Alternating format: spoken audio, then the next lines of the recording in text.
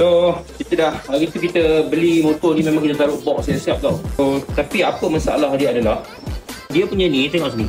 Dia punya ada gap tau. Bila ada gap, bila kita bawa dia bergoyang, dia bunyi giri-giri. Memang tak selesa. So hari kita nak cuba satu penyelesaian. Kita dah beli satu getah. Getah ni tebal tau.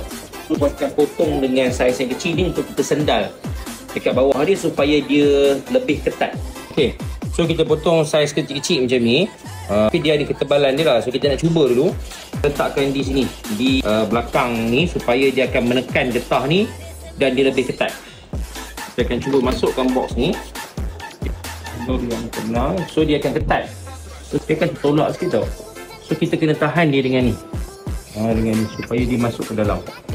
Okay, ni di depan dan juga dekat depan dan juga di belakang kita ketatkan dia. So kita tengok macam mana. Tapi kita tak letak pakai gam apa-apa tau. Kita nak try dulu. So kita try start tengok. Okay, so nampak ni bila kita dah ketatkan getah tu dekat sini, so automatik dia punya bunyi tu tak jelas sebab dia dah ketat. Dia lagi ketat dengan besi tu. Okay, so ni just kita cuba. Tapi untuk next time kalau kata dia tercampur, kita fikirkan cara untuk membuatkan dia lagi ketat.